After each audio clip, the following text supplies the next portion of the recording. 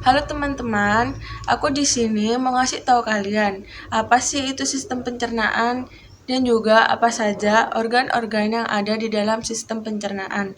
Untuk itu, mari kita langsung simak video ini ya.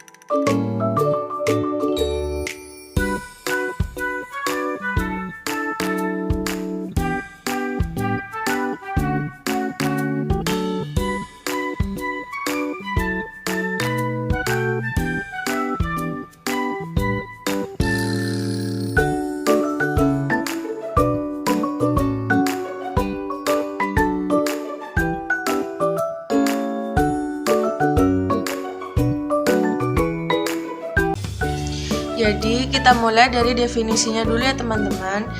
Nah, sistem pencernaan ini adalah serangkaian organ-organ yang bekerja sama untuk mencerna makanan dan menyerap nutrisi atau proses pemecahan makanan yang menjadi molekul sederhana yang melibatkan kelenjar-kelenjar beserta organ-organ pencernaan. Teman-teman tahu gak? Ternyata dalam proses pencernaan ini ada dua proses. Nah, proses yang pertama adalah proses mekanis. Mekanis ini adalah perubahan makanan dari bentuk kasar menjadi bentuk halus. Dan yang kedua disebut dengan kimiawi. Kimiawi ini adalah pelarutan makanan oleh enzim-enzim pencernaan dari molekul besar ke molekul yang kecil. Dalam sistem pencernaan juga ada fungsinya loh. Yang pertama adalah mencerna makanan menjadi nutrisi dan dapat diserap oleh tubuh. Dan yang kedua adalah menyerap nutrisi untuk memenuhi kebutuhan energi dan nutrisi dalam tubuh. Dan yang ketiga adalah menghilangkan sisa makanan yang tidak dapat dicerna oleh tubuh kita. Selanjutnya, aku mau bahas tentang organ-organ yang ada dalam sistem pencernaan. Teman-teman, aku mau nunjukin ke kalian nih gambar sistem pencernaan dalam tubuh manusia. Ini dia gambarnya.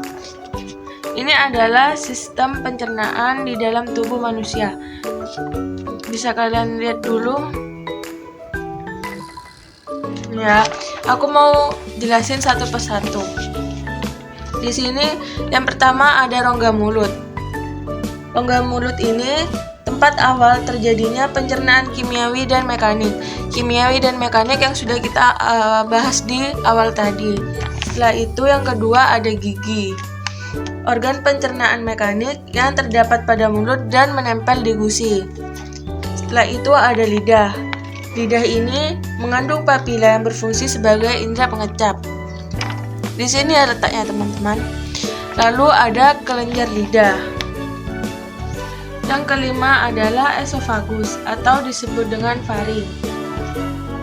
Faring ini adalah daerah dengan percabangan menuju rongga hidung, esofagus, dan trakea.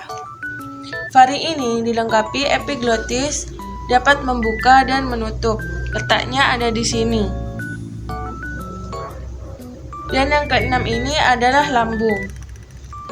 Lambung di sini ya teman-teman.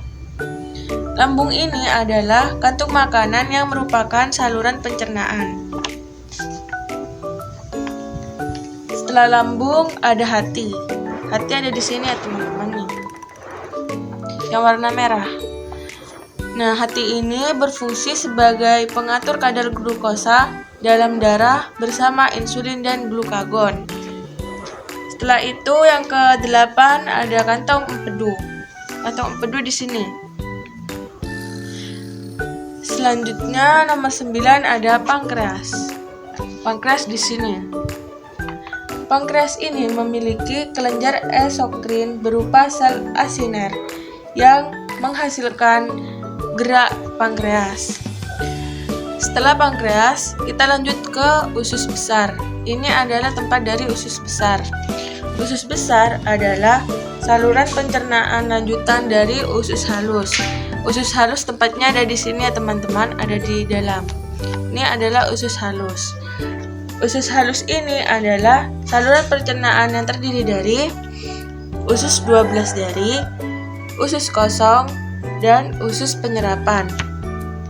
Setelah usus halus ada usus buntu. Usus buntu tempatnya di sini. Usus buntu ini adalah kantung yang terletak di muara ileum pada usus besar. Usus buntu ini memiliki apendik atau lumbai cacing. Di sini ya. Setelah itu yang terakhir ada anus atau disebut dengan rektum. Tempatnya di sini. Anus ini adalah saluran pembuangan zat sisa pencernaan yang terdiri dari sfinkter anus dengan otot polos di dalam dan otot lurik di bagian luarnya. Ya teman-teman bisa dilihat.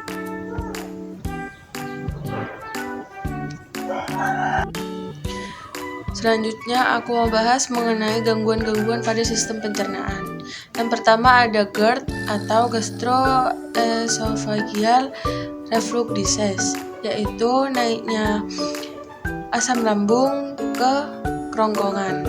Dan yang kedua ada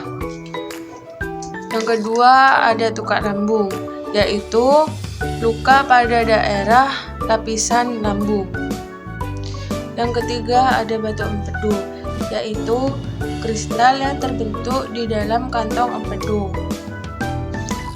Yang keempat ada IBS atau irritable bowel syndrome, yaitu gangguan fungsi usus menyebabkan nyeri perut, kembung, dan perubahan pola buang air besar.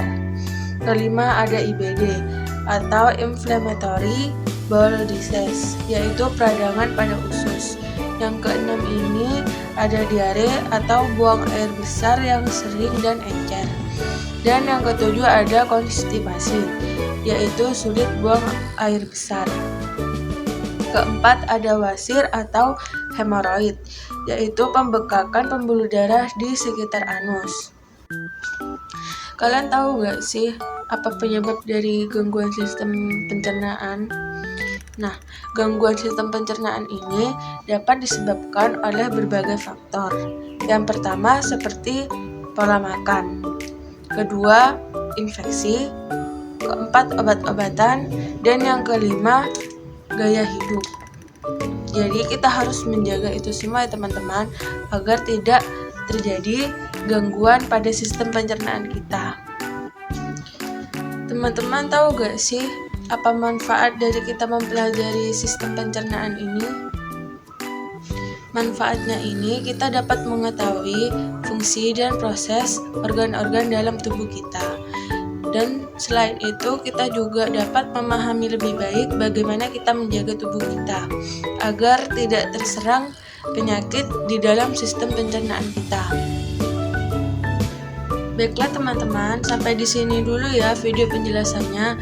Jika ada yang masih belum mengerti atau ada yang mau dipertanyakan, boleh tulis di kolom komentar ya. Sekian dari aku, sampai jumpa.